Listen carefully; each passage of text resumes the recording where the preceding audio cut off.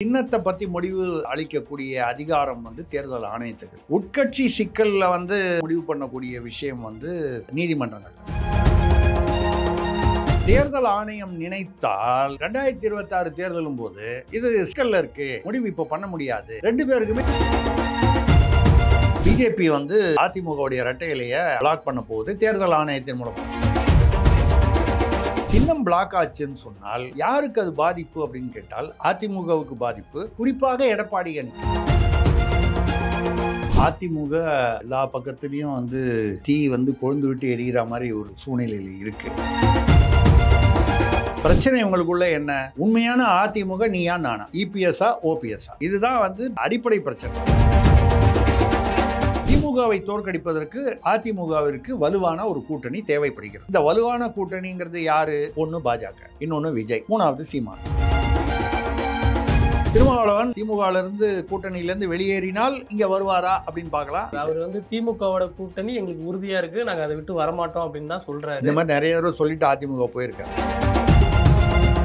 கூட்டணி பாஜகவுடன் சேர வேண்டுமா வேண்டாம்? அதிமுக பாஜக கூட ஒரு கள்ள இல்ல, அதுதாங்க. விஜயும் இந்த தடவை பணம் கொடுப்பாங்க திமுகவை போலவே. ஊழலை ஒழிக்கணும், லஞ்சத்தை ஒழிக்கணும் அப்படின்னு சொல்லிட்டு தானே சார் இவர் வராரு. ஊழலை ஒழிக்கணும்னு சொல்றவங்களாம் ஏதோ உண்மையா சொல்றாங்கன்னு சொல்லி நம்பிட்டீங்க பாத்தீங்களா? என்னன்னா வேலுமணி, தங்கமணி, செங்கோட்டையன், சி.வி. சண்முகம் இவங்க எல்லாருமே ஒரு வலுவான கூட்டணி வேணும். வலுவான கூட்டணினா சீமான் ஒத்து வர மாட்டார். ஒன்னு பாஜகவோட சேரணும், இல்ல விஜயோட சேரணும். ரெண்டு இடத்துலயும் செங்கோட்டையனை தாவேகாவில இருந்தும் பிஜேபியில இருந்து தான் தூண்டுதல் பண்றாங்க அப்படின்ற மாதிரி ஒரு குற்றச்சாட்டு இருந்தது சார். செங்கோட்டையனுக்கு பின்னால என்ன வாக்கு வங்கி இருக்கு? அதிமுகவுக்குள்ள பிரளயம், அதாவது இந்த பிரச்சனை சிக்கல் மோசமாச்சுனால், அதிமுக பிளவுபட்டதுனால் அது திமுகவுக்கு தான் லாபம். திமுகவில் கூட இதே மாதிரி புகைச்சல்கள் இருக்கு. பட் அவங்க ஒரு தமிழ்நாட்டுக்கு நிறைய முதல்வர்கள் காத்து கொண்டிருக்கிறார்கள். 2026ல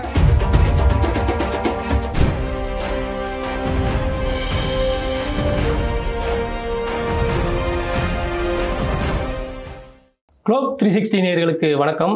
இன்றைய நேர்காணலில் சிறப்பு விருந்தினராக நம்மோடு இணைந்திருப்பவர் மூத்த பத்திரிகையாளர் திரிசக்தி சுந்தரராமன் அவர்கள். வணக்கம் சார். வணக்கம் அன்பரசன், சொல்லுங்க. நல்லா இருக்கீங்களா? நல்லா இருக்கேன், சொல்லுங்க. இப்போ சர்ச்சையா போயிட்டு இருக்குது அதிமுகவுடைய நம்ம சின்னத்தை பத்தி தான் போயிட்டு இருக்குது. அதுல பல்வேறு சிக்கல்கள் இருக்கு. அது என்ன சிக்கல், அதோடைய உண்மை வரலாறு என்னங்க சார்?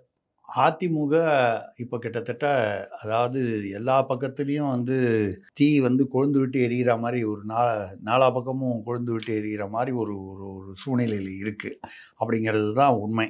அரசியல் ரீதியில் அவங்க என்ன பிரச்சனை அப்படின்னு சொன்னால், அந்த சின்ன பிரச்சனை என்னென்னா, எதனால் இந்த, அதாவது அந்த கட்சிக்குள்ளே கருத்து வேற்றுமைகள், இந்த மற்ற அந்த கொள்கை வேறுபாடுகள் அப்படிங்கிறது கொஞ்சம் சமீப காலமாக அதிகமாக இருந்துக்கிட்டு இருக்கு. யாரோட கூட்டணி வைக்கிறது, யாரோட கூட்டணி வைக்கக்கூடாது இப்படிங்கிறது அது ஒன்று இருக்குது. இதில் இப்போ நீங்கள் கேட்குற இந்த சமயத்தில் அது ஏன் அதிகமாக இருக்குது அப்படின்னு சொன்னால், நேற்று இப்போது இதில் உச்சநீதிமன்றம் ஏற்கனவே இந்த இரட்டை இலை சின்னம் எங்களுது உங்களுதுன்னு இந்த ஓபிஎஸ் அணி, அதாவது அணியில் புகழேந்தி ஒரு ஓபிஎஸ் அணியிலேருந்து அவரும் இன்னும் யாரோ ஒரு அம்மாவும் இவங்க தேர்தல் ஆணையத்தில் பொதுக்குழு முறையாக கூட்டப்படவில்லை, எங்களுடைய ஆதரவாளர்கள்லாம் அழைக்கப்படவில்லை பொதுக்குழுவில், அப்போ அதை பொதுக்குழு என்று ஏற்றுக்கொள்ள முடியாது. இபிஎஸ் பொது செயலாளராக தலைவராக நியமித்த அந்த பொதுக்குழுவை ஏற்றுக்கொள்ளக்கூடாது. அப்போ நாங்கள் தான் உண்மையான அதிமுகன்னு இயல்பான எல்லா கட்சியிலையும் ஒரு சமயத்தில் நடக்கக்கூடிய அந்த விஷயத்தில் சின்னம் எங்களுதுன்னு கேட்டபோது, இதுவரைக்கும் உச்சநீதிமன்றம் தேர்தல் ஆணையம் இந்த சின்னம் விஷயமா முடிவெடுக்கிறத தடை விதிச்சிருந்தாங்க. அது தற்காலிக தடை. இப்போ அந்த தடையை நீக்கிட்டாங்க. இல்லை, இதற்கு முன்னாடியே எடப்பாடிக்கு தான் அந்த சின்னம் சொந்தம் அப்படின்ற மாதிரி அவருக்கு வழக்குகள் கொடுத்துருந்தாங்கல்ல? இல்லை, எடப்பாடிக்கு தான் அந்த சின்னம் அப்படின்னு அப்படி ஒரு முடிவு வரல. ஆனால் அதாவது இதில் ரெண்டு விஷயம். சின்னம்ங்கிறது ஒரு அடையாளம். நீங்கள் பிரச்சனை உங்களுக்குள்ள என்ன? உண்மையான அதிமுக நீயா நானா, இபிஎஸ்ஆ ஓபிஎஸ்ஆ? இதுதான் அடிப்படை பிரச்சனை. அதுக்கப்புறம் அதோடைய தொடர்ச்சி தான் உங்களுக்கு சின்னம். பொதுக்குழு கூட்டினது கரெக்டாக தான் கூப்பிட்டோம், எல்லாரையும் கூப்பிட்டோம். அதில் இவ்வளோ பேர் வந்து எல்லாருமே வந்து ஒருமனதாக வந்து தேர்ந்தெடுத்துட்டாங்க. அப்போ நாங்கள் தான் உண்மையான அதிமுக. அப்போ சின்ன ஆட்டோமேட்டிக்காக எங்களுக்கு தான் அப்படிங்கிறது எடப்பாடி அணியுடைய வாதம். ஓபிஎஸ் அணியுடைய வாதம், நீங்கள் வேணும்ன்ட்டே பொதுக்குழுவில் வந்து எங்கள் ஆட்களெல்லாம் வந்து கூப்பிடாமையே விட்டுட்டீங்க. கூப்பிட்டுருந்தா ஓபிஎஸ்சியும் கூப்பிடல, அந்த அவருடைய ஆதரவாளர்கள் எவ்வளோ பேர், அதில் 10 பேர் ஆதரவாளர்களா 10,000 பேரா தெரியாது, அவங்க சொல்கிறது தானே. அப்போ அவங்கள கூப்பிடலங்கிறதுனால அந்த பொதுக்குழு செல்லாது. அப்போ பொதுக்குழு செல்லாதுன்னா அப்போ உங்களுடைய தேர்தல் செல்லாது. நீ உங்களை ஒருமனதாக தேர்ந்தெடுக்கப்பட்டதாக சொல்லுவது செல்லாது. அப்படி செல்லாதுன்னு வரும்போது சின்னம் மறுபடியும் பிரச்சனைக்கு வருது. இப்போ பொதுச் செயலாளர்ன்றதுலேயே பிரச்சனை ஏற்பட்டு இருக்குல்ல சார், அது இல்லை என்ன விஷயம்னா, சின்னத்தை பற்றி முடிவு அளிக்கக்கூடிய அதிகாரம் வந்து தேர்தல் ஆணையத்துக்கு இருக்கு. உட்கட்சி சிக்கலில் வந்து பொதுக்குழு வந்து சரியான முறையில் நடந்ததா, எல்லாரையும் கூப்பிட்டாங்களா கூப்பிடலையா, அதுக்கு கூப்பிடாதவங்க யார் யார் எத்தனை பேர், இதை வந்து முடிவு பண்ணக்கூடிய விஷயம் வந்து நீதிமன்றங்கள்ல இருக்கு. அது நீதிமன்றமே என்ன சொல்லியிருக்குன்னா, தேர்தல் ஆணையத்துக்கிட்ட நாங்கள் ஒப்படைக்கிறோம் அப்படின்ற மாதிரி சொல்லியிருக்காங்கல்ல. கரெக்டு. இவ தேர்தல் ஆணையம் என்ன சொல்லிச்சு, அதாவது நீதிமன்றம் உச்ச நீதிமன்றத்துக்கு போய் உச்ச நீதிமன்றம் போய் என்ன சொல்லிடுச்சு, இந்த சின்னம் பற்றி தேர்தல் ஆணையம் ஒரு விசாரிப்பதற்கோ முடிவெடுப்பதற்கோ தடை இல்லைன்னு சொல்லிடுச்சு. நடுவில் இடைக்கால தடை விதிச்சிருந்தது. அதாவது எப்பவுமே என்ன பண்ணுவாங்கன்னா, ஒரு கேஸ் வந்த உடனே அவங்க என்ன இடைக்கால தடை, இதுக்கு நடுவில் அவங்க வந்து இங்கே நாங்கள் கோர்ட்டில் கேஸ் அட்டன் பண்ணி இருக்கும்போது அங்கே வந்து வேறு மாதிரி தேர்தல் ஆணையத்தில் செட்டப் பண்ணி வேறு மாதிரி ஒரு முடிவு வந்துடக்கூடாதுன்றதுனால இடைக்கால தடைன்னு ஒன்று வாங்கிடுவாங்க.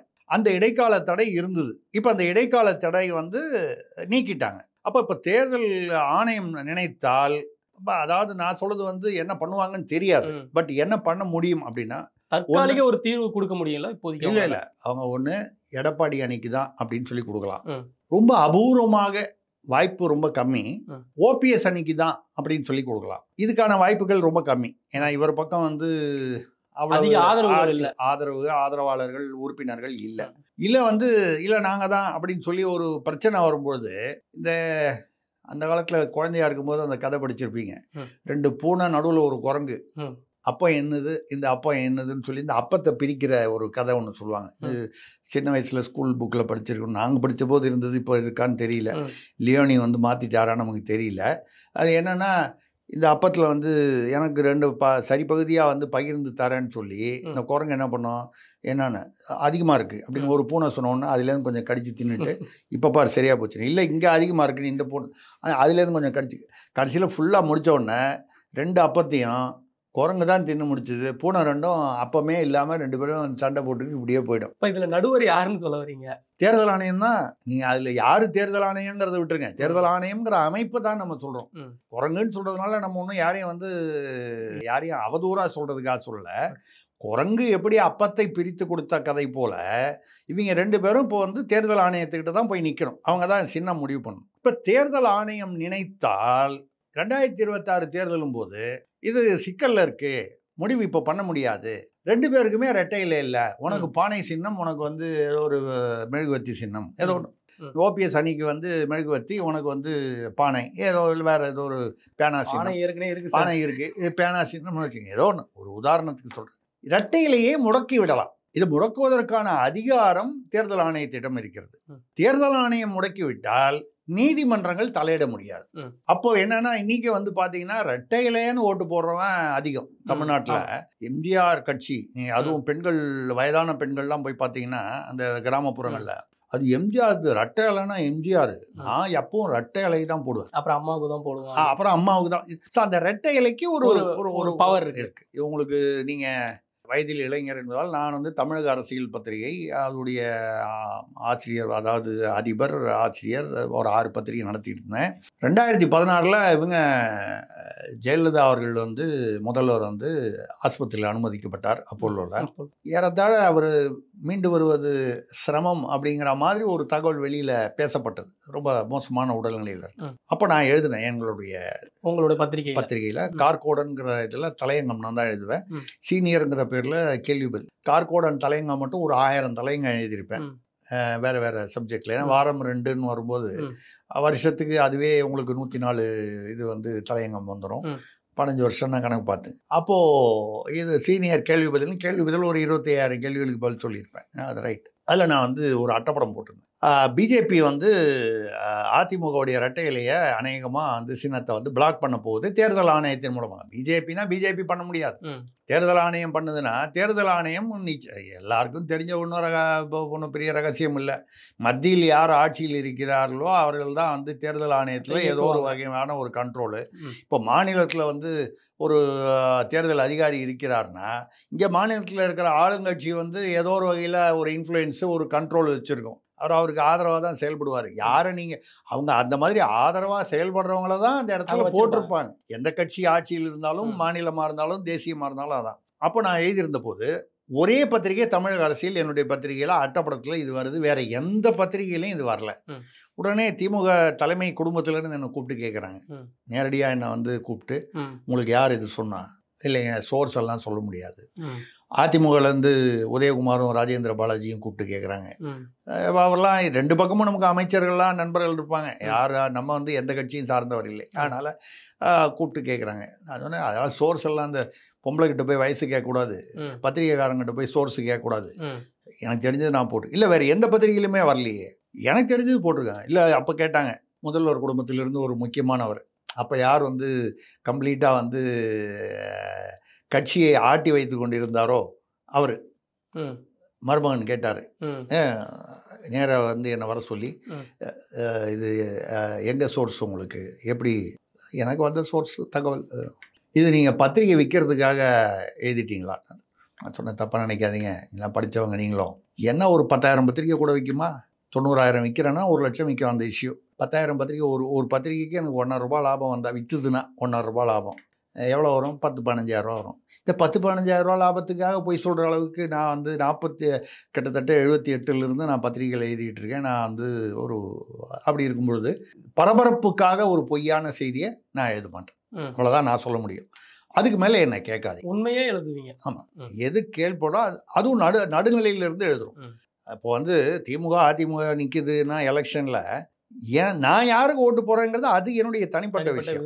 என் பத்திரிகையில் வந்து நான் கருத்து கணிப்பு வெளியிடுறேன்னா இது கருத்து என்னுடைய கருத்து இல்லை, மக்கள் என்ன நினைக்கிறார்களோ அதை ஓரளவு ஏதோ ஒரு வழியில் கணித்து. அப்போ கூட அந்த 2016 எலெக்ஷனில் கூட வந்து நான் வந்து 130லேருந்து 135 சீட்டு வந்து அதிமுக வாங்கும், 80லேருந்து 90 திமுக வாங்கும்னு போட்டேன். அப்போது அவர் சபரீசன் அவர்களே வந்து கூப்பிடுவார், பேசுவார். ஒரு ஒரு ஒரு நம்ம எல்லா பக்கத்துலேயும் ஒரு உறவு மெயின்டைன் பண்ணுவோம், நடுநிலையாக மெயின்டைன் பண்ணுவோம். அப்போ அவர் கூப்பிட்டு நீங்கள் எழுதியிருக்கிறது உங்கள் கணிப்பு தவறு, எங்களுடைய கணிப்பு அதிகமாக, நாங்கள் சந்தோஷமாக வாங்குங்க, நான் என்ன தடுக்கவா போகிறேன், என்னுடைய கணிப்பு எங்களுடைய பத்திரிகை கணிப்பு, அதில் என்னுடைய கணிப்பு இதுதான், நீங்கள் கூட வாங்கினீங்க சந்தோஷம், இப்போவே வாழ்த்துக்கள். கடைசியில் வந்து 134-87 கன் கணக்கில் வந்து நம்ம கணிப்பு வந்து வந்தது.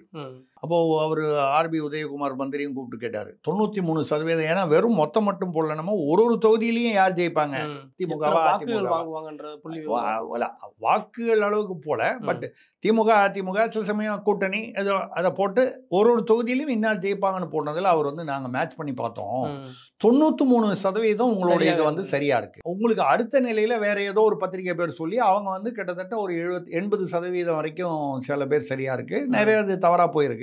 93% நீங்க எவ்வளோ எந்த சர்வே ஏஜென்சி வச்சிங்க? அதெல்லாம் ஒரு ஏஜென்சியும் கிடையாதுங்க. ஒரு கணக்கு, ஒரு அனுமானங்கள். இந்த கணக்கு வந்து ஒரு அனுபவத்தில் வர்றதுதான். எதுக்காக சொல்றேன்னா அப்போ வந்து இதே மாதிரி பிளாக் பண்ணாங்க. அந்த விஷயத்துக்கு வர பிளாக் பண்ண உடனே எல்லாருக்கும் வந்து இந்த 3 மாசம் முன்னாலேயே எழுதினாரு, எப்படி எழுதினாரு அப்படின்னு ஒரு பெரிய ஒரு பரபரப்பு வந்து இப்போ மீண்டும் கிட்டத்தட்ட அந்த நிலைமை வந்திருக்கு. அதை சொல்றதுக்காக தான் இந்த கதையை சொன்னோம். இப்போ அந்த நிலைமை வந்திருக்கு.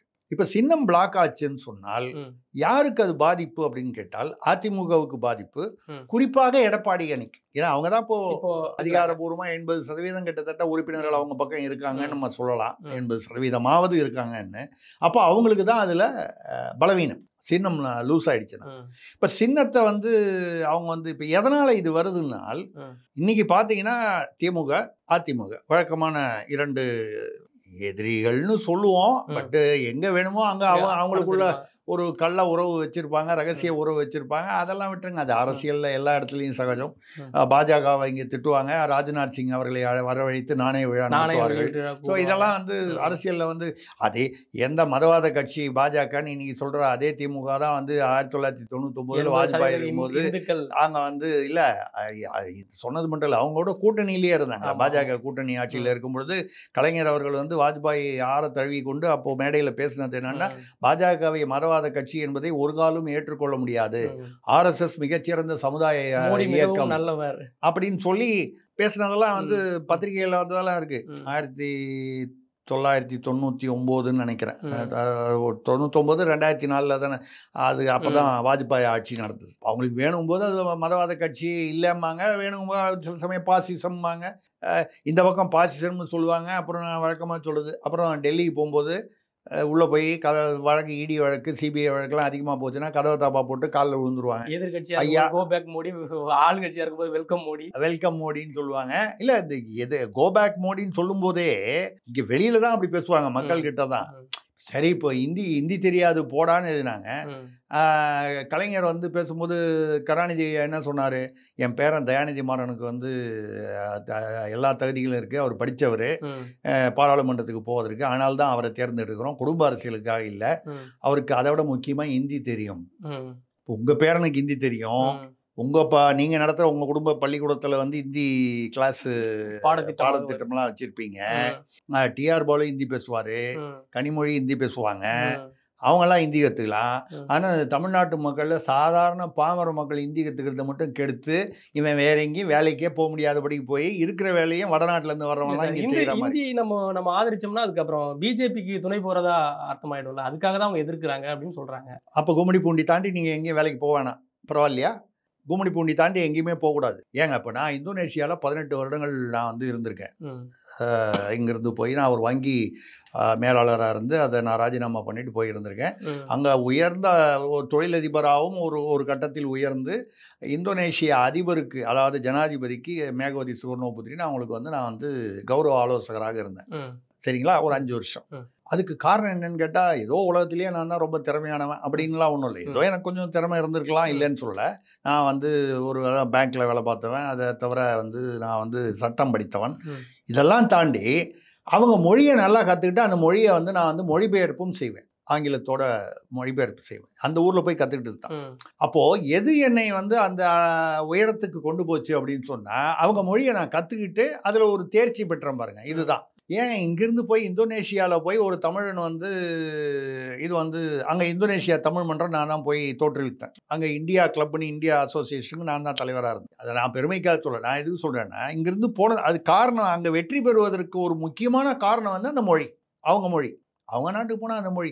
ஏங்க மெட்ராஸ்லேயே நீங்கள் படிக்கும்போது ஸ்கூலில், கான்வென்ட் ஸ்கூலில், இங்கிலீஷ் மீடியம் ஸ்கூல்லலாம் எல்லா ஸ்கூல்லையும் படிக்க வைக்கிறாங்க. கலைஞருடைய குடும்ப பள்ளிகள் எல்லாமே ஃப்ரெஞ்சு ஜெர்மன்லாம் கற்றுக் கொடுக்குறாங்கல்ல. ஃப்ரெஞ்சு ஜெர்மன் கற்றுக்கலாம், ஹிந்தி கற்றுக்கக்கூடாதா? ஹிந்தி நான் வந்து இந்தியை திணிப்பதை வந்து நான் வந்து ஆதரிக்கலை. கட்டாயம் நீ ஹிந்தி படித்து தான் ஆகணும்னு சொல்கிறது வந்து எந்த மொழியாக இருந்தாலும் தவறு. வேணுங்கிறவன் படிச்சுட்டு போகிறான், அவன் போனால் பொழைச்சி. இங்கே வேலை கிடைக்கலன்னா அவன் வெளியில் போய் இப்போ நீங்கள் சலூனுக்கு போங்க, நார்த் இந்தியன்ஸ் எவ்வளோ பேர் இருக்காங்க. ஹோட்டலில் போங்க, வடக்கத்தியர்கள், வடநாட்டுக்காரர்கள் நிறைய வேலை செய்கிறாங்க. வந்து 3 மாதத்துக்குலாம் நம்ம தான் ரொம்ப கஷ்டப்பட்டு நான் வந்து நம்ம வந்து அவன்கிட்ட வந்து ஹிந்தியில் பேசி கொஞ்சம் ஒழுங்காக முடி வெட்டுவான் அப்படின்னு சொல்லிட்டு அவன்கிட்ட வந்து நம்ம பேச ஆரம்பித்தா அவன் வந்து சார் அப்படின்னு சொல்லி நம்மள்ட்ட சரளமாக அவன் தமிழில் பேசுகிறான். அப்போது பிழைப்புக்காக அவன் 3 மாதத்தில் தமிழ் கற்றுக்கிறான், நம்ம பாராட்டுறோம் அதை. அப்போ நம்ம வந்து ஹிந்தி கற்றுக்கிட்டா அப்போ வெளியில் போய் வேலை செய்யலாம்ல. ஏங்க துபாயில் போகிறீங்க, வேற எங்கேயோ சவுதி அரேபியாவுக்கு போகிறீங்க, அங்கே போய் அங்கே இருக்கிற மொழியை ஏதோ ஓரளவுக்காவது நீங்கள் தெரிஞ்சுக்கிட்டா தானே அட்லீஸ்ட் அந்த முதலாளிகிட்ட நீங்கள் குப்பை கொட்ட முடியும். அப்போ ஒரு மொழியை இது வந்து இவங்க வந்து அரசியலுக்காக ஹிந்தி தெரியாது போடான்னு சொல்லுவாங்க, ஆனால் இவங்களே ஹிந்தி அவங்க மட்டும் கற்றுப்பாங்க. அப்புறம் வந்து மோடி கோபேக்னு கருப்பு பலூன் விடுவாங்க. அப்புறம் அங்கே போய் காலில் விழுந்து கும்பிட்டுட்டு ஐயா ஒன்றும் வம்பெல்லாம் பண்ணிடாதீங்க, வழக்கெல்லாம் கொஞ்சம் பார்த்து நடந்துங்கன்னு சொல்லுவாங்க. இது வந்து நான் வந்து திமுகன்னு குறிப்பிட்டு சொல்லலை. திமுகவாக இருந்தாலும் அதிமுகவாக இருந்தாலும் எல்லாம் ஒரே மட்டையில காமராஜர் ஒரே குட்டையில சொன்னதுதான், ஊறின ஒரே மட்டைகள் குட்டையில தான். ஊறின மட்டை தானே. என்ன ஒன்றும் பெரிய வித்தியாசம். கொஞ்சம் வேணா அந்த விகிதங்கள் வித்தியாசம் வரலாமே தவிர, இந்த இருகோடுகள் மாதிரி ஒரு பெரிய கோடு, ஒரு சின்ன கோடு. எது பெரிய கோடுன்னு வேணாம 2மே கோடு தான். ம். அது சரி. அந்த வகையில இப்ப அதிமுகல என்ன பிரச்சனைனால், இது இது அதாவது இல்ல இப்ப அவங்க குறிப்பா என்ன- பாஜகவுடன் கூட்டணி சேர வேண்டும் என்று அதிமுகவில் உள்ள பெரும்பாலான நிர்வாகிகள், மூத்த தலைவர்கள் விரும்புகிறார்கள். ம். அது எதனால விரும்புறாங்க அப்படின்னு சொன்னால், நம்பர் 1 வந்து திமுகவை எதிர்க்கணும்னா பலமான ஒரு கூட்டணி தேவை. ம். இன்னைக்கு பலமான கூட்டணி அப்படின்னு சொன்னால், சீமான் எப்பவுமே அவர் வந்து தனித்துதான். தனிக்காட்டு ராஜா. ம். அவர் எவ்வளோ ஓட்டு வாங்கினாலும் சரி, அவர் பாட்டில் வந்து வண்டி தனியாக ஓட்டிட்டுருவார். இப்போவும் அநேகமாக அப்படி தான் அவர் கூட்டணி சேர மாட்டார். ம். 3% இருந்த ஓட்டு 8%க்கு வந்திருக்கு. 8% இருந்தது 10 ஆகலாம், மறுபடியும் வந்து 6 ஆகலாம், தெரியாது, மக்களுடைய தீர்ப்பு. ம். ஆனால் வந்து ஒரு சப்ஜெக்ட் ஒன்று எடுத்தார், அவருக்கு பரபரப்பாக ஓடிக்கிட்டு இருக்கு அந்த பெரியாருங்கிற இல்ல சார், அது சப்ஜெக்ட். வந்து பிஜேபிக்கு துணை போகுது அப்படின்னு சொல்றாங்கல்ல. இப்போ அது ஈரோட்ல விழுந்தது பிஜேபியோட வாக்குகள் தான் விழுந்தது அப்படின்னு சொல்றாங்க. இல்லைங்க, திமுகவுக்கு எதிரான வாக்குகள் தானே, ம். அவ்வளோதானே. ம். அப்படி பார்க்க போனால் அவருக்கு விழுந்தது மட்டும் இல்லை, நோட்டாவுக்கு விழுந்ததும் திமுகவுக்கு எதிரான வாக்கு 7000 வாக்குகள் வாக்குகள். நோட்டாவில் விழுந்திருக்குல்ல. ஆமா. பிஜேபிக்கு விழுந்த வாக்குகள் அப்படின்னு நீங்கள் வந்து அப்படி ஏன் சீமானுக்கு வந்து இது வரைக்கும் வாக்கு, அதாவது நான் வந்து சீமான் கட்சி இல்லை, ம். சீமான் ஆதரவாளனும் கிடையாது, ம். எல்லாரையும் சமநிலையில் பார்க்குறேன். ம். நான் என்ன சொல்கிறேன்னா, அதிமுகவும் பாஜகவும் தவறு செய்து விட்டன ஒரு அரசியல் ரீதியாக, பொலிட்டிக்கல் ஸ்ட்ராட்டஜியில் ம். நின்று இருக்கணும். ம். ஏன்னா நீங்கள் நின்னா ஜெயிக்க முடியாது. இல்ல அவங்க என்ன சொல்றாங்கன்னா, நின்னோம்னா இதே மாதிரி தான் ஓட்டுக்கு பணம் கொடுப்பாங்க, கள்ள ஓட்டு போடுவாங்க, வாக்குகள் எண்றதை வந்து அவங்க தடை செய்வாங்க. இதனால தான் நாங்க முன்னெச்சரிக்கையா நாங்க இதுக்கு நிக்கல. அப்போ நீங்கள் வந்து எந்த இடைத்தேர்தலுமே நிற்காம விட்டுருங்களேன், திமுகவே ஜெயிச்சுட்டு போட்டோம். அப்புறம் இப்போ கூட தான் வந்து 2026 கூட தான் வந்து, எப்பவும் போன வருஷம் 2021 2000 ரூபா கொடுத்தாங்க ஓட்டுக்கு. இந்த தடவை கொஞ்சம் இன்னும் போட்டி அதிகமாச்சுன்னா 3000 ரூபா கொடுப்பாங்க. திமுகவில் 3000 ரூபா கொடுப்பாங்க. அதனால நாங்கள் எலெக்ஷன்லேயே நிற்கலன்னா அப்புறம் ஏன் கட்சி நடத்துறீங்க? எல்லாரும் ஏதாவது கடை திறந்துக்கிட்டு விவசாயம் பண்ணிட்டு ஊரில் இருக்க வேண்டியது தானே. எதுக்கு கட்சி? அரசியலுக்கு வந்தாச்சுன்னா நீங்கள் அதை வந்து எதிர்கொண்டு தான் ஆக வேண்டும். என்னன்னா, இப்போ சீமானுக்கு இமேஜ் வந்து உயர்ந்துதா இல்லையா மக்கள் மத்தியில்? ஈரோடு டவுன் ஆயிட்டு இருக்குன்னு சொல்றாங்க சார். இல்லை, அது டவுன் ஆகுதுன்னு சொல்றது வந்து அவருடைய நிர்வாகிகள் பல பேர் வந்து அவரை சுற்றி உள்ளவர்கள் வந்து அவர்லேருந்து கருத்து வேற்றுமையினால விலகி போகிறாங்க. அவர் சொல்கிறாரு இது திமுக வேணும்னு செய்யுதுன்னு சொல்கிறாரு, உடைக்கிறாங்கன்னு சொல்கிறாரு. இல்லை, இயல்பாகவே அவருடைய பாணி பிடிக்காமல் கூட போகலாம். இது ஒரு பக்கம் டவுன் ஆக, அங்கே போய் நின்னார்ல துணிச்சலா. இப்போ மக்கள் வந்து என்ன, சாதாரண பாமர மக்களுடைய வியூ பாயிண்டில் பாருங்கள், அதிமுக அவ்வளோ பெரிய கட்சி, எதிர்கட்சி பாஜக மத்தியிலலாம் இருக்குது, இவங்கெல்லாம் நிற்கல, சீமான் சின்ன கட்சி இதெல்லாம் நிற்கிறாரியா. இது ஒரு பாசிட்டிவ் பாயிண்ட். இதை அதிமுக நின்று இருந்தாலும் தோற்றுருக்கும், திமுக தான் ஜெயிச்சிருக்கும். பாஜக நின்று இருந்தாலும் இந்த ஓட்டே இன்னும் கொஞ்சம் பிளந்து கூட போயிருக்கலாம், எல்லாமே இருக்கலாம். பட் நீங்கள் தேர்தலில் நிற்காமலே இப்போ திராவிட கழகத்தில் வந்து நீங்கள் வந்து அவங்க வந்து அரசியல், நேரடி அரசியல், தேர்தல் அரசியல் இல்லை. அது மாதிரி நீங்கள் ஒதுங்கிட்டீங்கன்னா பிரச்சனை இல்லை. நீங்கள் தேர்தல் அரசியல் தான் உங்களுடைய மெயின் பாயிண்ட். அப்படிங்கும்போது நீங்கள் வந்து இடைத்தேர்தலில் நிற்காமல் இருந்ததுனால உங்களுக்கு என்ன பெனிஃபிட் இப்போ வந்துருச்சு? நின்னா தோற்றுருப்போம். சரி, அப்போ வந்து 2026 அவங்க 3000 ரூபா, இப்போது ஈரோடு கிழக்கு தேர்தலில் 8000 ரூபா கொடுத்தாங்க. நான் சொல்கிறேன், எந்தெந்த பகுதிகளில் கொடுத்தாங்கன்னு கூட என்னால் வந்து ஓரளவுக்கு சொல்ல முடியும். 8000 ரூபா கொடுத்தாங்க. ஒரு குடும்பத்தில் 4 ஓட்டு இருந்தால், குடும்பமாக 3 அல்லது 4 ஓட்டு இருந்தால் முழுசாக வந்து 30,000 ரூபா பேக்கேஜாக கொடுத்தாங்க. அதாவது நீங்கள் ஆக்சுவலாக நீங்கள் வந்து ஆர்கியூ பண்ண போனால் எப்படி வரணும், நிறைய கட்சிகள் இருந்ததுன்னா தான் நிறையா பணம் கொடுக்கணும். இப்போ வழக்கமாக 2000 ரூபா கொடுக்கணும்னா 500 ரூபா கொடுத்தா கூட ஜனங்க ஓட்டு போட்டிருப்பாங்கன்னு இல்லை. ஏன்னால் சீமான் ஒரு 50,000 ஓட்டு வாங்கிட்டாருன்னு வைங்க. சீமானுடைய கட்சி நாம் தமிழர் ஒரு 50,000, அதாவது வித்தியாசம் வந்து ரொம்ப கம்மியாக இருந்ததுனால் மக்களிடையே அந்த இமேஜ் அடிபட்டுரும். திமுகங்கிற ஒரு பிரம்மாண்டமான ஒரு இமேஜ் அவங்க மெயின்டைன் பண்ணிக்கிட்டு இருக்காங்க. அது எல்லாமே பிம்பம் தான் அரசியலில். இப்போ எம்ஜிஆர்னு ஒருத்தர் வந்து திடீர்னு வந்து கட்சி ஆரம்பித்தார், 13 வருஷம் அவரால் ஆட்சியில் இருக்க முடிஞ்சதுன்னா எம்ஜிஆருங்கிற பிம்பம் வந்து அது சும்மா ஒரே நாளில் வந்துடல. 20 வருஷமாக அவர் வந்து இப்போ ஒரு மழையில் ஆடு நனைஞ்சதுன்னா தூக்கி தோளில் வச்சுப்பார். சினிமாவில் தான்னா கூட ஒரு வயசான ஒரு மூதாட்டியை பார்த்தா வந்து போர்வை கொடுப்பாரு, ஒரு வயசானவரை தூக்கி வந்து இந்த பக்கம் உட்கார வைப்பார். இப்படி சிகரெட் பிடிக்க மாட்டார். இல்லை, சிகரெட் பிடிக்கிற மாதிரி வந்ததுன்னா 2 எம்ஜிஆராக இருப்பார். ஒரு எம்ஜிஆர் நல்ல எம்ஜிஆர், ஒரு எம்ஜிஆர் கெட்ட எம்ஜிஆர். கெட்ட எம்ஜிஆர் கடைசியில் திருந்திடுவார். இது அவர் ஒரு ஃபார்முலா வச்சு படம் எடுத்திருந்தார், படத்தில் நடிச்சிருந்தார். சிவாஜி கணேசனால ஏன் வந்து அரசியலில் வந்து ஜெயிக்க முடியல அப்படின்னு பார்த்தீங்கன்னா, நடிகர் என்ற முறையில் வந்து கலைஞர் என்ற முறையில் வந்து சிவாஜி வந்து அவரை விட சிறப்பான நடிகர். விருதுகள் வாங்கினது நடிப்பு திறமையில். இவர் பாப்புலரான ஸ்டார், அவர் வந்து நல்ல நடிகர். ஆனால் வந்து ஏன் வாங்க முடியலன்னா அவர் என்ன பண்ணுவார்? திருடனா நடிப்பார், ரெண்டு பொண்டாட்டி குடிகாரனா நடிப்பார், ரெண்டு பொண்டாட்டிக்காரனா நடிப்பார். எம்ஜிஆர் தலைவர் என்ன பண்ணுவார்? ஒரு 4 கதை, உலகம் சுற்றும் வாலிபன்ல 4 கதாநாயகி வச்சிருப்பாரு, 4 பேரோடையும் டூயட் பாடுவார். ஆனால் என்ன பண்ணிடுவார்? ஒன்று மட்டும்தான் வந்து இவருடைய வியூ பாயிண்ட்ல வர டூயட்டு, பாக்கி 3 அந்தந்த கதாநாயகி கனவு காண்ற மாதிரி. அப்போ நான் என் மேல தப்பில்லை. அப்புறம் அடுத்த சீன்ல பார்க்கும்போது தங்கச்சி தங்கச்சி அப்படின்னு கூப்பிட்டு போயிடுவாரு. அப்போ நீ எம்ஜிஆர் ரசிகனை கேட்டீங்கன்னா அவர் கனவு காணலப்பா, அந்த மேத்தா ரொங்குருட்டா அவங்க கனவு காண்டாங்க, அதுக்கு அவர் என்ன பண்ணுவாருன்னு இவன் ஆர்கியூ பண்ணுவான். சரி, இது வந்து அதாவது அவர் புத்திசாலித்தனமாக ஒரு ஃபார்முலா ஸ்ட்ராட்டஜி வச்சிருந்தார். அன்னைக்கு பிரசாந்த் கிஷோர்கள்லாம் இல்லை, அவங்கவுங்களே தான் அந்த ஸ்ட்ராட்டஜி வச்சாங்க. அமைப்பாளர்கள் அவங்கவுங்களே அவங்க தான். அவங்க என்ன வியூகம், கலைஞரும் அதே மாதிரி தானே வியூகம், அவரே தானே வியூகம். பிரசாந்த் கிஷோரோ சுனிலோ இப்போ ராபின் சர்மா ஜான் ஆரோக்கியசாமிலாம் எல்லாம் இப்போ இந்த 3-4 வருஷம் 5 வருஷத்தில் வந்தது தானே. அதுக்கு முன்னால் வியூகம் அவங்கவுங்க.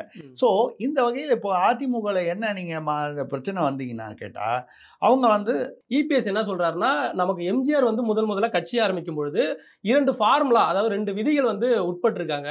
அதன்படி தான் இந்த கட்சி நடக்கணும். அந்த ஃபார்முலா தான், அதாவது ஃபார்முலா 1 என்ன சொல்லுது அப்படின்னா 20/2. இந்த ஃபார்முலாவில் ஒரு பொதுச் செயலாளரை நம்ம வந்து தேர்ந்தெடுக்கணும் அப்படின்னா எல்லா உறுப்பினர்களும் எல்லா பொறுப்பாளர்களும் தேர்ந்தெடுத்தா மட்டும்தான் அந்த பொதுச் செயலாளரை நம்மளால நிர்ணயிக்க முடியும்.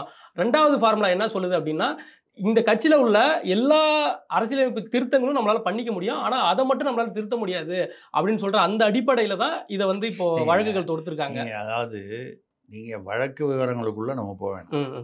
விதிமுறை பிரகாரம் எம்ஜிஆர் மாதிரியே நானும் நடந்துக்கிறேன், ஜெயலலிதா மாதிரியே நடந்துக்கிறேன்னு சொல்லிட்டு ஒரு 15 வருஷம் நீங்கள் ஆட்சிக்கே வரலன்னா என்னங்க பிரயோஜனம்? மக்கள் வந்து யாராவது வந்து எடப்பாடியார் வந்து விதிமுறை பர்ஃபெக்டாக வந்து ஃபாலோ பண்ணுறாருன்னு சொல்லி அவனாவது மதிப்பானா, மரியாதை கொடுப்பானா? நீங்கள் நடுவில் ஆட்சிக்கு வந்தால் தான் உங்களுக்கு மரியாதை. ஏன்னா இப்போ ஏன் வந்து சீமானால் முதல்வராக வர முடியும் நம்ம சொல்கிறோமா? வர முடியாதுன்றது நமக்கு மட்டும் இல்லை, அவருக்குமே தெரியும். ஏன்னா அவ்வளோ எம்எல்ஏ வேணும். அந்த எம்எல்ஏ வந்தாங்கன்னா ஆட்சியில் இருந்தால் தாங்க. அதாவது ஊழல் என்பது அரசியலில் வந்து ரொம்ப சாதாரணமாகிவிட்டது. எந்த கட்சியாக இருந்தாலும் எந்த மாநிலமாக இருந்தாலும் மத்தியில் இருந்து ஏன்னா நீங்கள் கம்பேர் பண்ணி பார்க்கலாமே தவிர ஊழல் இல்லாமல் எந்த ஆட்சியுமே இல்லை.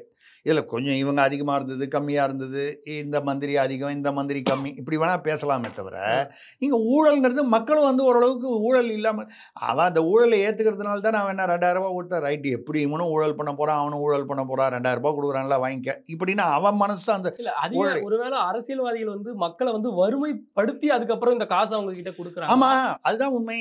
நீங்கள் வந்து அதாவது அவனை எல்லாருக்கும் வேலை வாய்ப்பு ஏற்படுத்தி கொடுத்து அவனை சம்பாதிக்க விட்டா அது வந்து நியாயமான, அதுதான் வந்து ஆரோக்கியமான அரசியல். இலவசங்களை காமிச்சில்ல ஏமாற்ற வேண்டியிருக்கு. நீங்கள் வந்து 1000 ரூபாய் ஒரு தகுதி உள்ள பெண்ணுக்கு அப்படின்னு சொல்லி கொடுத்துட்டு அதுலேயும் வந்து பாதி பேர் அதில் அவுட் ஆகிடுவாங்க. தகுதி உள்ள தலைவிகளுக்கு மட்டும் ஒன்று.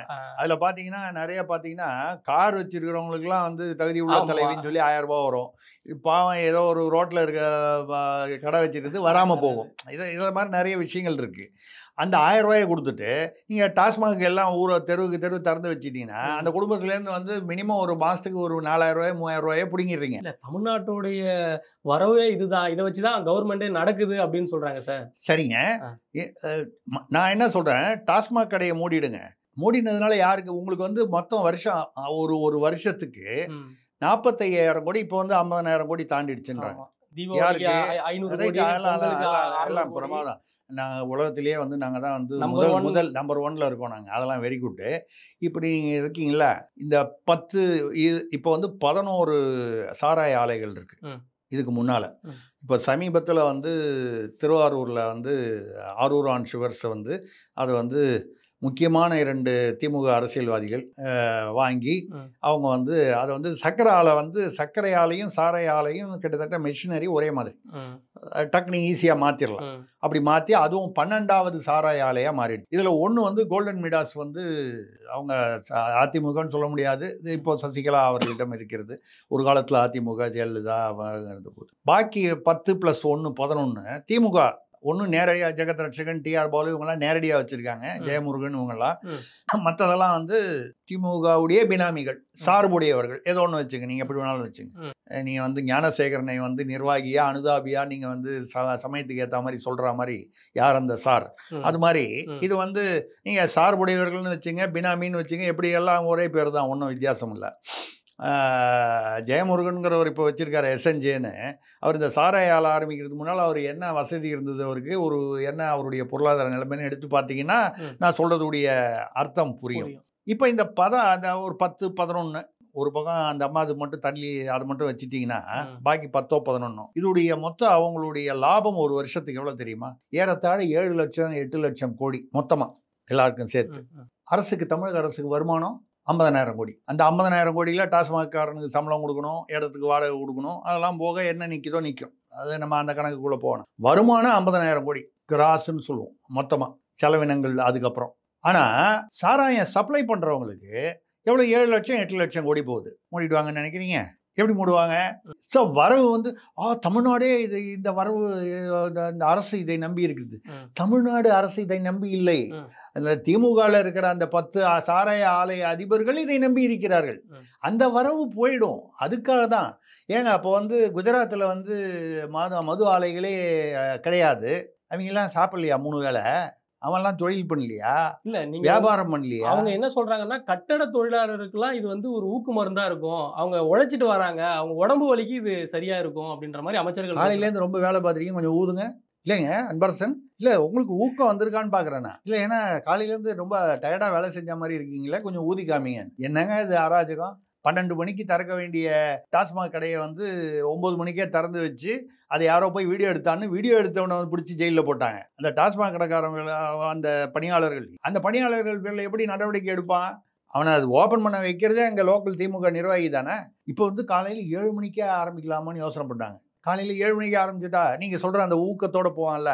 அதனால் நினச்சி பாருங்கள், உங்கள் வீட்டுக்கு யாராவது, சரி இப்போ நீங்கள் ஒரு கார் வச்சுருக்கீங்க, இல்லை ஏதோ ஒரு வண்டி வச்சுருக்கீங்க, உங்கள் வீட்டில் யாரோ வேலை செய்கிறாங்க, காலங்காத்தால் வரும்போது ஃபுல்லாக உங்கள் வீட்டுக்கு இந்த எல்லா வீட்லேயும் ஒரு வீடு பெருக்கிறதுக்கு யாராவது வருவாங்க. அந்த அம்மா வரும்போதே ஃபுல் தண்ணியில் வருது, ஊக்கமாக வருதுன்னு ஒத்துப்பீங்க? இல்லை வந்து அம்மா நாளைக்கு காலையில் எனக்கு டாஸ்மாகில் ஒரு பாட்டில் வாங்கணும், எனக்கு கொஞ்சம் ஊக்கப்படுத்துங்க அப்படின்னு சொன்னால் காசு கொடுப்பீங்களா?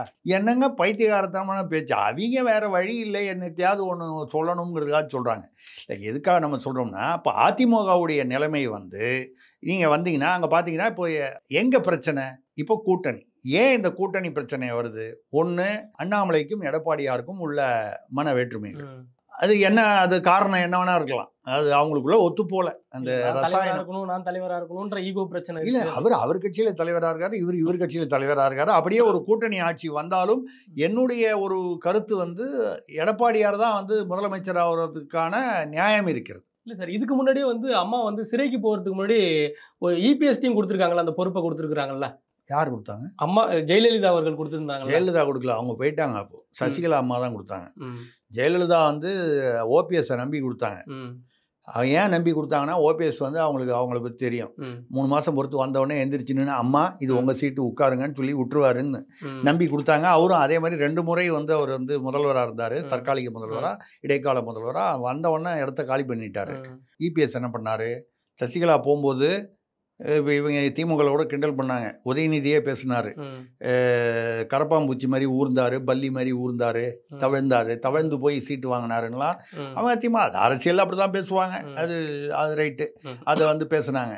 ஆக எல்லா எம்எல்ஏவும் அன்றைக்கி வந்து எடப்பாடி தான் வேணும் அப்படின்னு சொல்லலை. சசிகலா அவர்கள் வந்து முதல்வர்னு அனௌன்ஸ் பண்ணி 4 நாள் பொறுத்து அவங்க பதவி ஏற்கிறதா இருந்தாங்க. அதுக்குள்ளே சிறை தண்டனை வந்துருச்சு, அதனால் அவங்க பதவி ஏற்க முடியல. அவங்களா பார்த்து எடப்பாடி நீங்கள் அப்படின்னு சொல்லி காமிச்சிட்டு போனாங்க. திரும்பி வரத்துக்குள்ளே சசிகலாவுடைய பதவியை, அதாவது இப்போ கட்சிக்குள்ளேயே அவங்க கட்சியிலிருந்து நீக்கிட்டார்.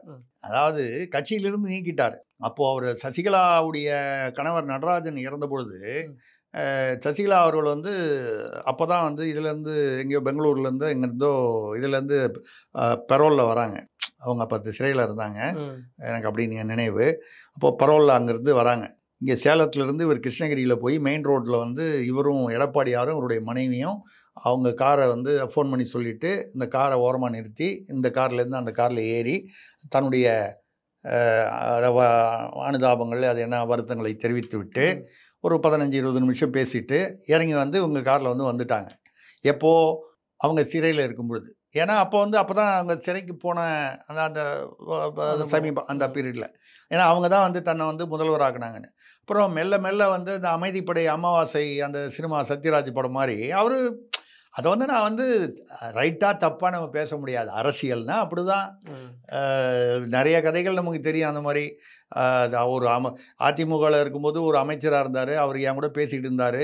போய் டீ வாங்கிட்டு வர சொன்னார் ஒரு பையனை. அடுத்த எலெக்ஷன் போது என்கிட்ட வந்து அப்போ நான் சொல்கிறது 80களில் எம்ஜிஆர் பீரியடில்.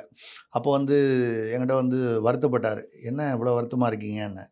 நான் டீ ஒரு பையன் வாங்கிட்டு வருவாங்க ஞாபகம் இருக்குங்களா நீங்கள் நானும் பேசிகிட்டு இருக்கும்போது. ஆமாண்ணா அவன் இப்போ எம்எல்ஏ ஆகி அமைச்சர் ஆகிட்டாங்க, எனக்கு அமைச்சர் கொடுக்கலீங்கன்னாரு.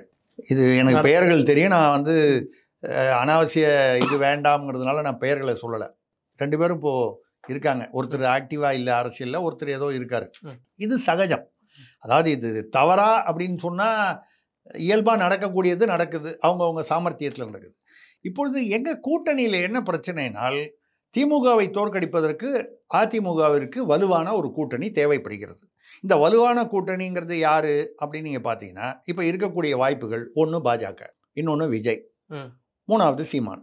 இவ்வளோதானே, மொத்தமே இவ்வளோதானே இருக்குது. தேமுதிகலாம் வந்து ஆல்ரெடி இருக்குது. அது ஒன்றும் புதுசாக ஒன்றும் இல்லை. திருமாவளவன் ஒரு கால் திமுகவிலேருந்து கூட்டணியிலேருந்து வெளியேறினால் இங்கே வருவாரா அப்படின்னு பார்க்கலாம். வராரா, அவர் வெளியேறுவாரா இல்லையான்னு தெரியல. ஒரு நாளைக்கு இப்படி பேசுகிறாரு, ஒரு நாளைக்கு திடீர்னு சரண்டர் ஆயிடுறாரு. அவரே வந்து கொஞ்சம் குழம்பி போயிருக்கா மாதிரி தெரியும். அவர் வந்து திமுகவோட கூட்டணி எங்களுக்கு உறுதியாக இருக்குது, நாங்கள் அதை விட்டு வரமாட்டோம் அப்படின்னு தான் சொல்கிறாரு. இந்த மாதிரி நிறைய தடவை சொல்லிட்டு அதிமுக போயிருக்காரு. உங்களுக்கு தெரியலன்னா நான் தேதியோடு அவர் பேசினதெல்லாம் வந்து என்னால் வந்து நிரூபிக்க முடியும். வைகோவும் இதே மாதிரி சொல்லியிருக்காரு. வைகோ என்ன பேசினாரு, என்னுடைய கல்லறையில் கூட நான் திமுகவுடன் கூட்டணி வைக்க மாட்டேன்னாரு. இப்போ என்ன ஆவியா அலைகிறார் அவரு? கல்லறையில் கூட கூட்டணி வைக்க மாட்டேன்னா உயிரோடு இருக்கும் வரைன்னு அர்த்தம். அது செத்து போனால் கூட நான் இப்போ எங்கே இருக்காரு?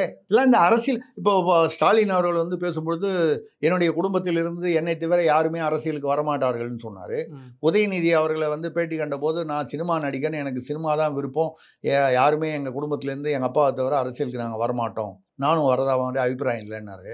வந்தது மட்டும் இல்லை, 86 வயதான துரைமுருகன் 60 வருடத்துக்கு மேலே வந்து அரசியல் அனுபவம் உள்ளவர். அவரை வச்சுட்டு துணை முதல்வர் யார் ஆனாங்க? உதயநிதி தானே ஆக்குனாங்க.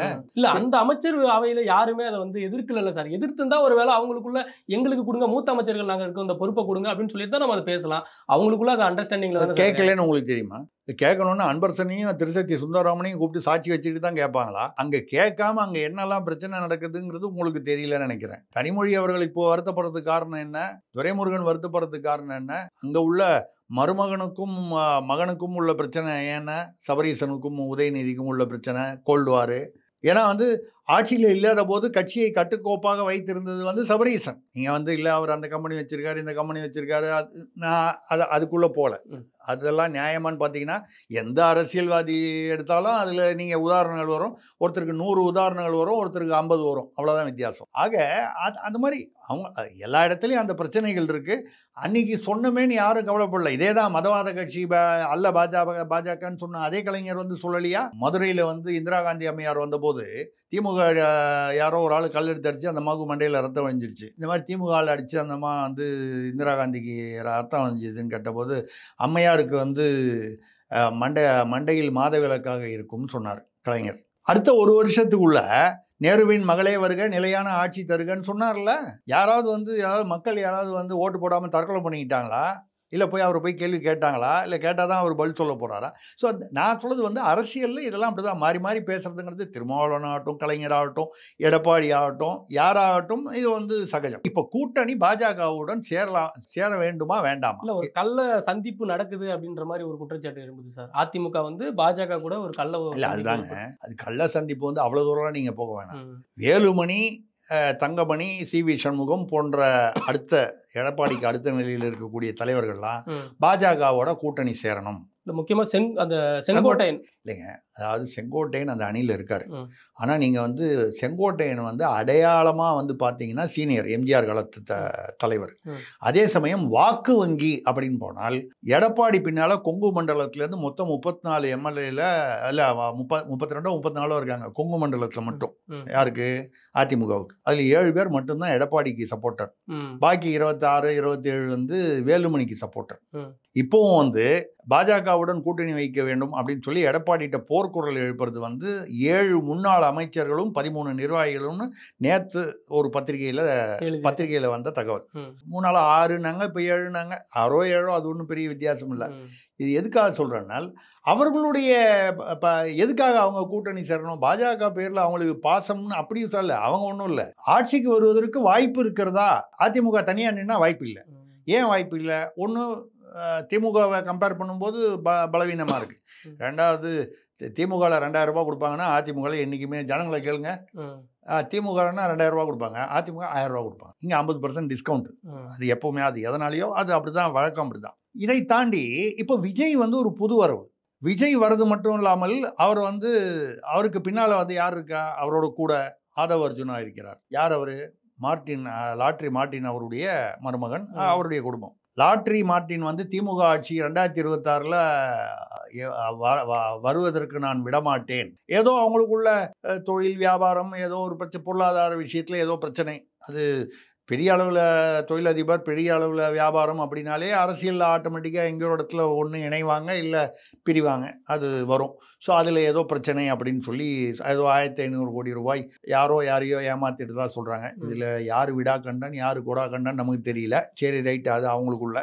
அந்த வகையில் வந்து நீங்கள் வந்து பார்த்தீங்கன்னா அவர் வந்து அவர் பணத்தை இறக்குறாரு. அப்போ விஜயும் இந்த தடவை தாவேகாவும் பணம் கொடுப்பாங்க திமுகவை போலவே. அல்ல, இப்போ ஊழலை ஒழிக்கணும், லஞ்சத்தை ஒழிக்கணும் அப்படின்னு சொல்லிட்டு தானே சார் வராரு. உங்களை பார்த்தா எனக்கு ரொம்ப பரிதாபமாக இருக்குது. அப்பாவியாக இருக்கீங்களா? இவ்வளோ வெள்ளந்தியாக இருக்கீங்களா? ஒரு அரசியல் நம்ம பேசிக்கிட்டு இருக்கோம், இந்த இடத்துல போய் வந்து ஊழலை ஒழிக்கணும்னு சொல்கிறவங்களாம் ஏதோ உண்மையாக சொல்கிறாங்கன்னு சொல்லி நம்பிட்டீங்க பார்த்தீங்களா? இது எனக்கு தெரியுங்க. கண்டிப்பாக வந்து திராவிடம் தான் இங்கே ஜெயிக்கும், வேறு எதுவுமே ஜெயிக்க முடியாது. ஏன்னா இவ்வளவு அப்பாவியாக இருக்கீங்களே. ஊழல் யாரெல்லாம் சொல்கிறாங்களோ அவங்க பேரில் மொத்தம் எவ்வளோ ஊழல் வழக்குகள்னு எண்ணி பாருங்கள். அவங்க பேசுகிறதுக்கும் நடக்கிறதுக்கும் உள்ள வித்தியாசம் இது எல்லா கட்சியும் பொதுவாக சொல்கிறேன். அதனால் அப்படி தான் சொல்லுவாங்க ஊழலை ஒழிக்கணும்னு.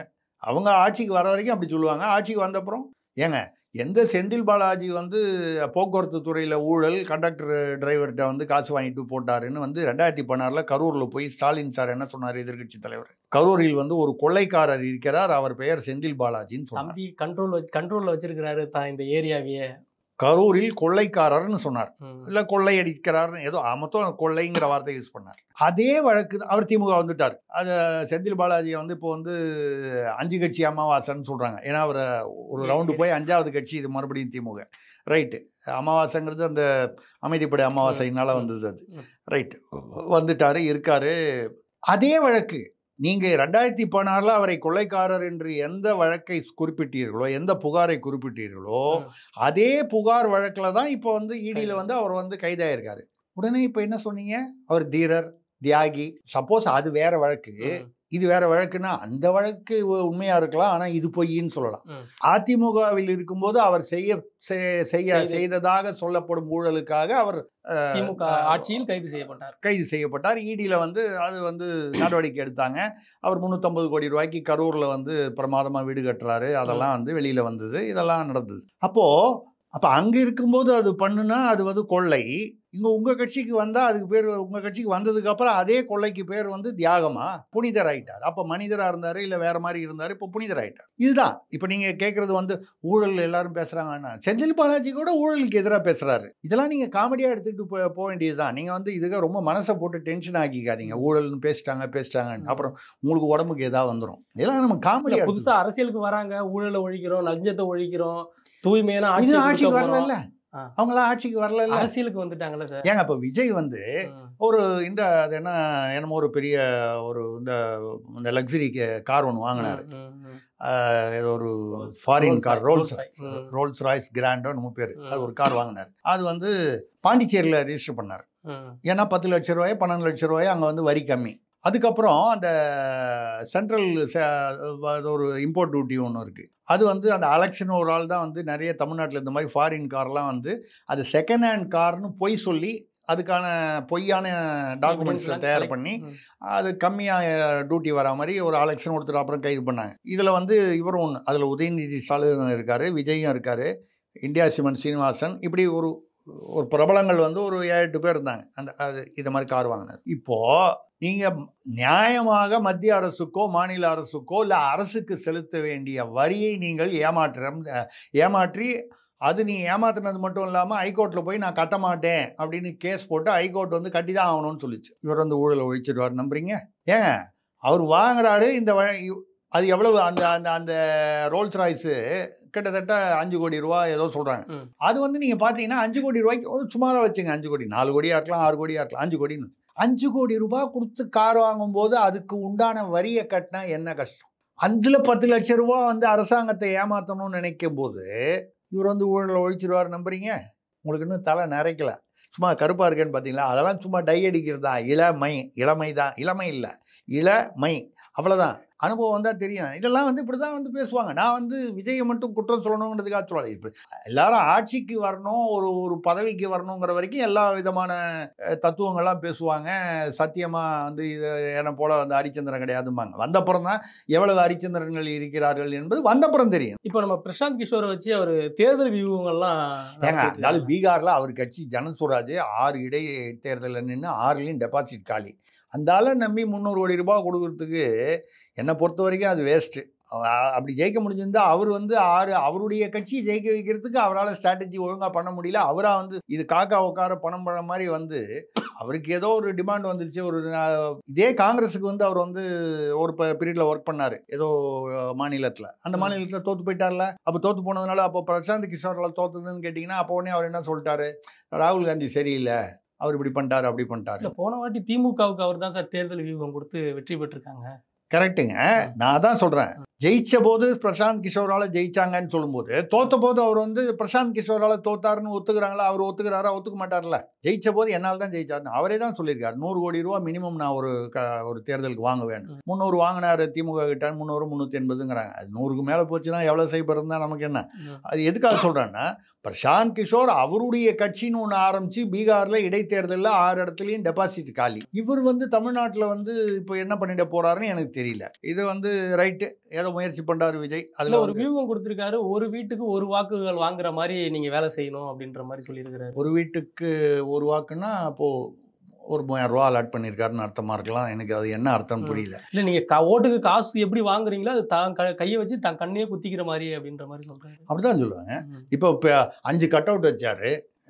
பெரியார், அம்பேத்கர், அப்புறம் அஞ்சலை அம்மாள், இப்படி ஒரு 5 கட் அவுட் வச்சார். ஆனால் அதில் பேசும்போது ரொம்ப ஜாக்கிரதையாக வந்து விஜய் என்ன சொன்னார்? பெரியாருடைய கடவுள் மறுப்பு கொள்கையை நாங்கள் ஏற்றுக்கொள்ளவில்லை. சரியா? இப்போ சீமான் வந்து பெரியாரை விமர்சனம் செய்து சொல்லும்போது இன்னென்ன கருத்துக்கள் அவர் சொன்னார். அதெல்லாம் வந்து தமிழ் இனத்துக்கு எதிரானது. தமிழ் வந்து இப்போ தமிழ் படித்து பலன் இல்லை, தமிழ் வந்து சனியன், இப்படிலாம் அவர் பேசியிருக்காரு. பெரியார் பேசினது எல்லாமே வந்து எழுத்து மூலமாக சாமி சிதம்பரனார்னு அவருடைய புஸ்தகத்தை படித்து பாருங்கள். நீங்களாம் இளம் தலைமுறை படிக்கணும்.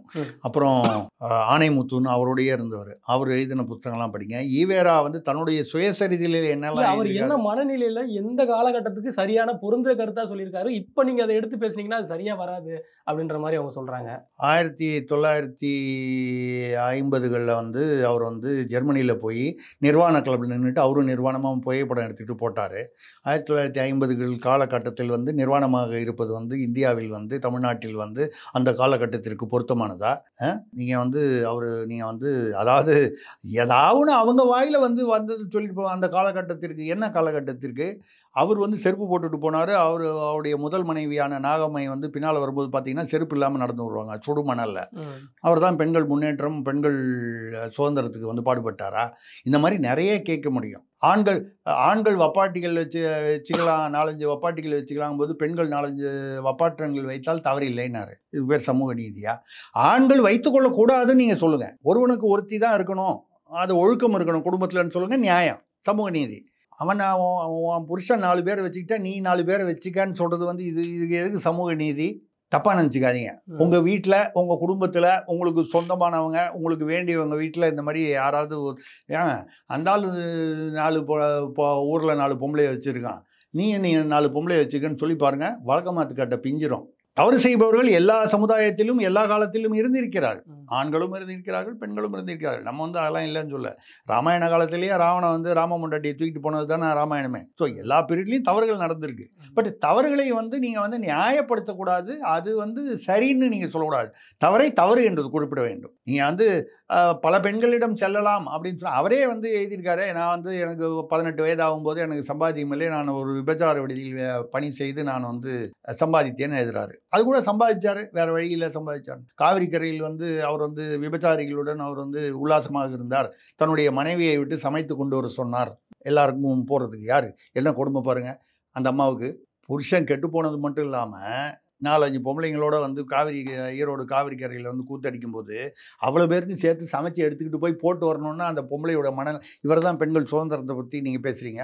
அவர் தான் தமிழ்நாட்டுக்கு தந்தையா, சமூக நீதி தந்தையா? பெண்கள்லாம் படிக்கணும், வேலைக்கு போகணும், நீங்கள் கிராப் வெட்டிக்குங்க அப்படின்ற மாதிரி சுதந்திரமாக இருங்க, உங்களை அடிமைப்படுத்துகிற மாதிரி இருந்தால் அந்த கருப்பையே அறுத்துக்குங்க அப்படின்ற. சரிங்க, எல்லாரும் பெண்கள்லாம் இப்போ உங்களுக்கு கல்யாணம் ஆயிடுச்சுங்களா? தப்பாக நினச்சிக்காதீங்க. உங்கள் வீட்டில் உங்கள் சகோதரி, உங்கள் அம்மா, உங்கள் மனைவி, அதுக்கப்புறம் பின்னால் உங்களுக்கு வரக்கூடிய நீங்கள் கொஞ்சம் வயசாகி எல்லாரும் கருப்பையை எடுத்துகிட்டு சொல்லணும்னு சொல்கிறது சமூக நீதியா? எல்லாரும் நல்லா யோசனை பண்ணி பாருங்கள். எல்லா பெண்களும் தமிழ்நாட்டில் கருப்பையை எடுத்து விடுகிறார்கள்னு இப்போ பெரியார் பேச்சை கேட்டுக்கிட்டு அவர் சொன்னதை வச்சுக்கிட்டு 4 தலைமுறை வச்சு தமிழனே இருக்க மாட்டாங்க. அந்த ரகசியம் உங்களுக்கு தெரியாதா? கருப்பை இல்லைன்னா இனவிருத்தியே வராது. இல்லை, அவர் என்ன சொல்கிறாருன்னா, இந்த கருப்பை நீ குழந்தை பெற்றுக்கிறதுக்கு தான், இது அடிமைத்தன சின்னமாக இருந்துச்சுன்னா எடுத்துக்குங்க அப்படின்ற மாதிரி. அது எல்லா பெண்களும் கருப்பையை எடுத்துடணும்னு சொல்கிறாருன்றீங்க. அடிமைத்தனத்துக்காகன்னா இங்கே அவர் அப்போ என்ன சொல்லணும்? அவர் என்ன சொல்லியிருக்கணும்? பெண்கள்லாம் கல்வி கட்டுனாரு. பறச்சிகளும் பள்ளச்சிகளும் ஜம்பர் போடுறதுனால தான் துணி வேலை ஏறி போச்சுன்னு சொன்னார். ஏன் சொன்னார்? குற்றமற்ற ஆதாரங்கள் அப்படின்றாங்களே. எது அவர் எழுதியிருக்காரு, நான் ப்ரூவ் பண்ணிட்டா யாரெல்லாம் சொல்கிறாங்களோ அவங்க என்னோட நான் வழக்கு போட்டுங்க.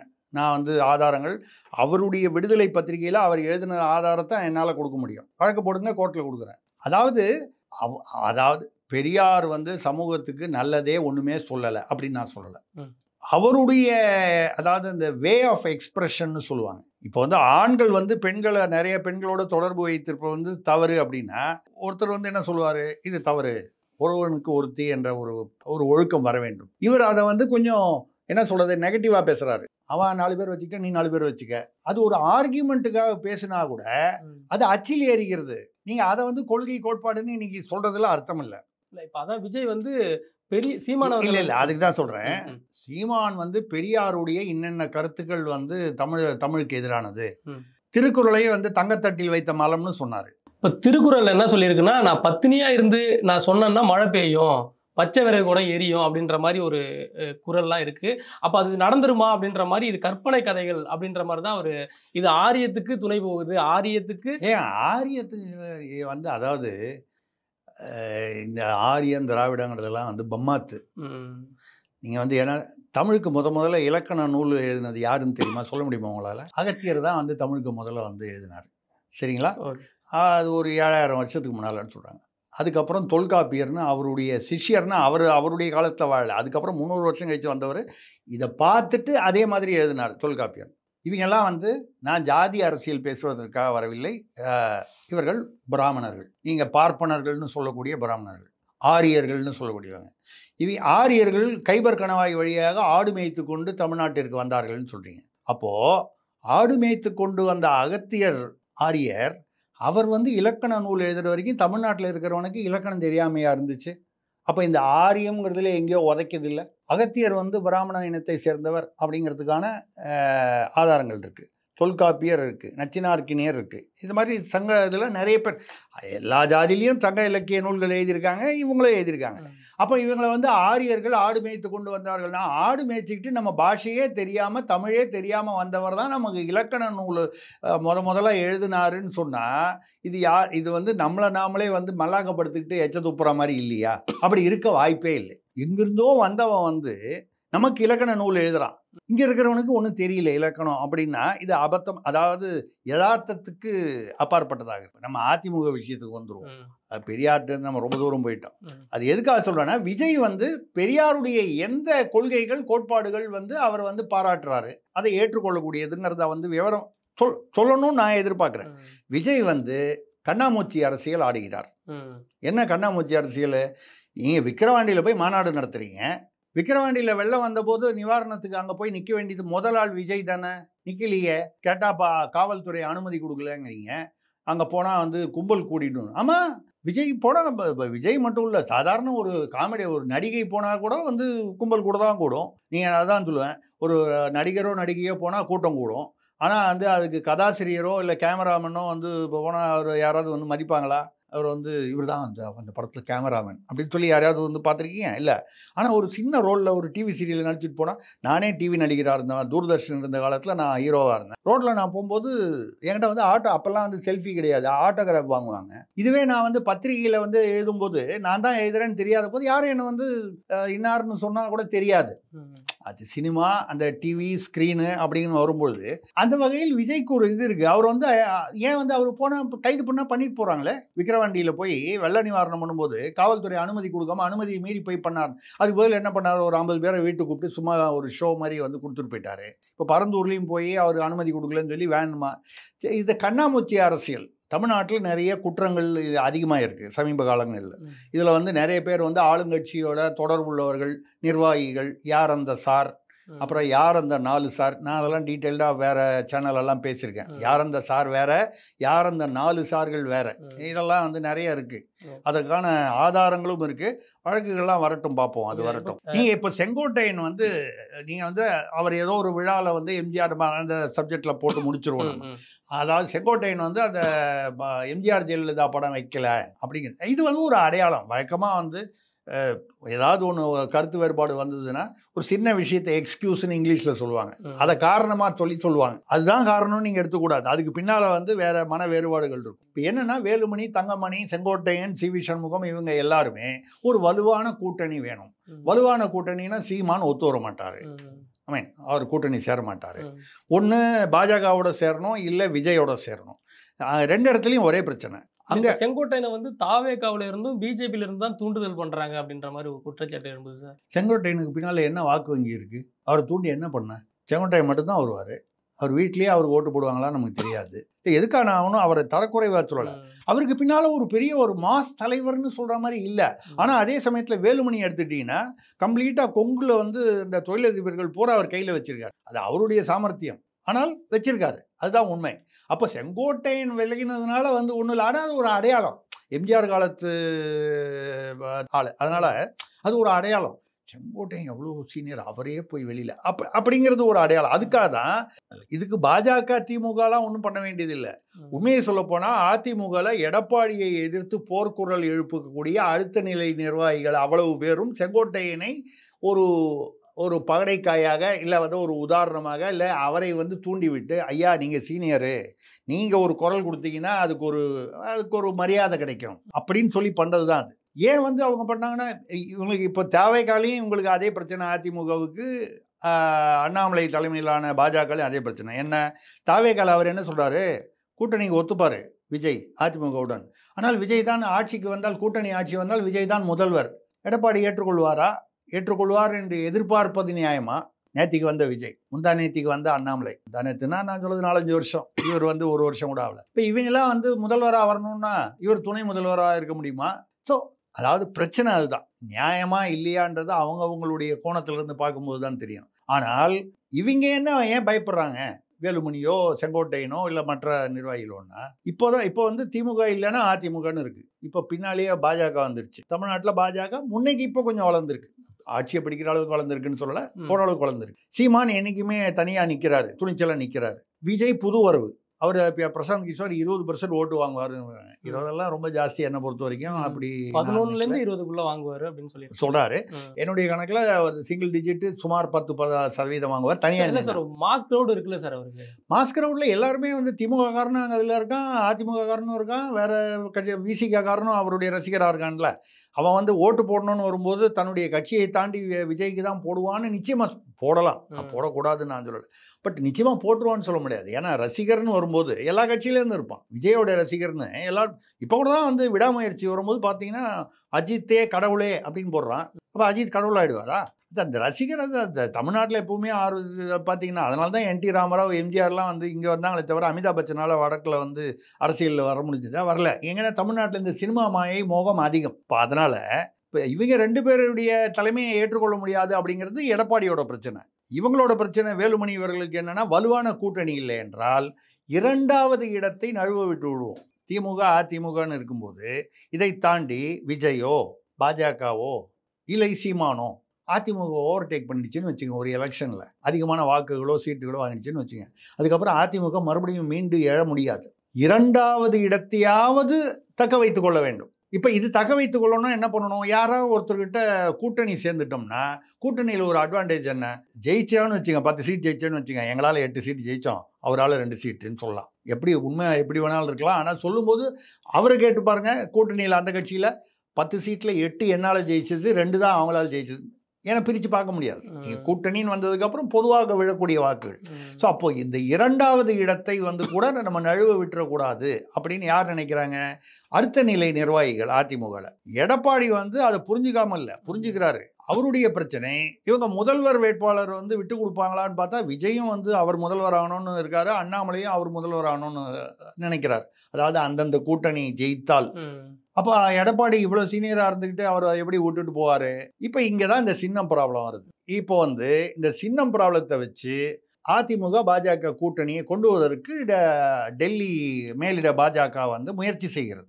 இது வந்து வெளிப்படையான உண்மை, பெரிய ரகசியம் ஒன்றும் இல்லை. அப்படி வந்ததுனால் ஓரளவுக்கு திமுகவுக்கு டஃப் கொடுக்கலாம். அதை மீறி திமுக ஜெயித்து விட்டாலும் மோடி எப்படி இன்னும் 2029 வரைக்கும் ஆட்சியில் இருக்க போகிறாரு.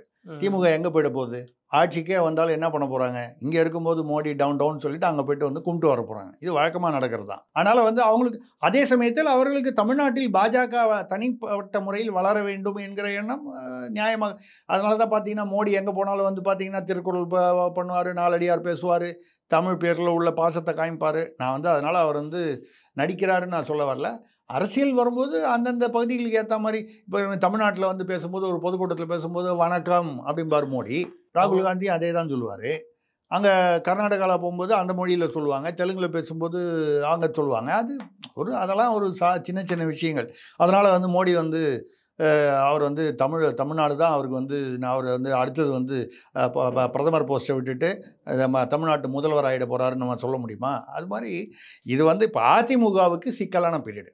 எடப்பாடியுடைய கோட்பாடு பிரகாரம் போகிறதா, அதாவது அவருடைய ஈகோன்னு சொல்லலாம். அந்த ஈகோ வந்து தவறுன்னு நான் சொல்லலை. அதில் வந்து ஒரு நியாயமும் இருக்குது. ஏன்னா இருக்கிறதுல சீனியர் அவர், எந்த அளவுக்கு அவரால் விட்டு கொடுக்க முடியும்னு. ஓபிஎஸ் என்ன நேற்று இந்த சின்ன விஷயம் வந்தோன்னா அவர் சந்தோஷங்கிறார் இந்த தீர்ப்பு. ஏன்னு கேட்டால் அவங்க ஒன்றா சேர்றதுக்கு ஒரு வாய்ப்பு கிடைக்கும். இல்லைன்னா இப்போ ஓபிஎஸ் போனி ஆகலை. ஒன்றா சேரும்போது கும்பலோட கும்பலாவது ஏதாவது ஒன்று நடக்கும், ஏதோ ஒரு பதவி கிடைக்கும், ஏதோ ஒரு மந்திரியாவது ஆகலாம். ஸோ இப்போ அதிமுகவுக்குள்ள பிரளயம், இந்த பிரளயம் வந்து அதாவது இந்த பிரச்சனையை வந்து சிக்கல் வந்து மோசமாச்சுனால், அதிமுக பிளவுபட்டதுனால் அது திமுகவுக்கு தான் லாபம், இயல்பாக வரக்கூடிய லாபம். அதனால் இது ஒன்று அவங்க வந்து பாஜகவோட ஏதோ ஒரு காம்ப்ரமைஸில் போகணும். அப்படி இல்லைன்னா விஜயோடு போகணும். எடப்பாடி வந்து தவறு செய்கிறார் நான் சொல்லலை. அது அண்ணாமலையாக இருந்தாலும் விஜயா இருந்தாலும் அப்படி ஒரு கூட்டணி வந்தால் தார்மீக ரீதியில் எடப்பாடியைத்தான் முதல்வர் வேட்பாளராக ஏற்றுக்கொள்ள வேண்டும் என்பது என்னுடைய கருத்து. ஆனால் நான் சொன்னால் விஜய் கேட்க போகிறாரா, இல்லை வந்து அண்ணாமலை கேட்க போகிறாரா, இல்லை யார் கேட்க போகிறாங்க? அவங்கவுங்களுக்கு ஏதோ ஒரு அஜெண்டா இருக்குது. அந்த வகையில் அதிமுகவுக்கு இது ஒரு சோதனை காலம். திமுகவில் கூட இதே மாதிரி புகைச்சல்கள் இருக்குது. பட் அவங்க வந்து ஒரு கண்ட்ரோலில் இருக்குது. அந்த புகைச்சல் வந்து ஒன்றும் மீறி ஒன்றும் நடந்துட போகிறது இல்லை. ஆனால் அதிமுகவில் அப்படி நடப்பதற்கு வாய்ப்பு இருக்குது. இது செங்கோட்டையனில் பிள்ளையார் சுழி போட்டு ஆரம்பிச்சிருக்கு அஃபிஷியலாக. இதுக்கு முன்னால் உள்ளுக்குள்ளே புகைஞ்சிட்டு இருந்தது, இப்போ கொஞ்சம் வெளிப்படையாக வந்திருக்கு. இதை எடப்பாடி அதை நாசூக்காக சமாளிக்கணும். என்னை பொறுத்த வரைக்கும் அவர் சிம்பிளாக வந்து இதை முடிக்க வேண்டியது வந்து நேராக போய் பிரதமரை வந்து பார்த்து தமிழ்நாட்டிற்கு பல நலத்திட்டங்களை நீங்கள் வழங்க வேண்டும்னு எல்லா அரசியல்வாதியும் வழக்கமாக சொல்கிற காரணத்தை சொல்லி போய் பிரதமரை போய் பார்த்து ஏதோ ஒன்று பேசி ஒரு ஒரு காம்ப்ரமைஸ் செட்டில்மெண்ட்டுக்கு கொண்டு வந்தார்னா பாஜகவுடன் கூட்டணி வைக்கலாம். இல்லை அவருக்கு விருப்பம் இல்லை என்றால் விஜயுடன் கூட்டணி வைக்கலாம். ஆனால் அங்கேயும் வந்து விஜய் முதல்வராகணும்னு வந்தால் பிரச்சனை. இதான் பிரச்சனை. இப்போ தமிழ்நாட்டுக்கு நிறைய முதல்வர்கள் காத்து கொண்டிருக்கிறார்கள், வெயிட்டிங் லிஸ்ட்டில் இருக்காங்க. 2026 முன்னாலெல்லாம் வந்து 2 பேர் தான் இருப்பாங்க. இந்த 2 பேருக்குள்ள யாருன்னு இப்போ ஏறக்குறைய 4-5 முதல்வர்கள் வந்து வெயிட்டிங் லிஸ்ட்டில் வந்து இருக்காங்க. யார் வரப்போகிறாங்கங்கிறது தான் பிரச்சனை. பொறுத்து இருந்து பார்ப்போம். சில மாதங்கள் போனால் எல்லாமே தெளிவாகிவிடும், தெரிந்துவிடும். பார்க்கலாம். 2026 யார் முதலமைச்சர் என்றதை பார்ப்போம். பல்வேறு கேள்விகளுக்கு பதிலளிச்சமைக்கு மிக்க நன்றி. வணக்கம்.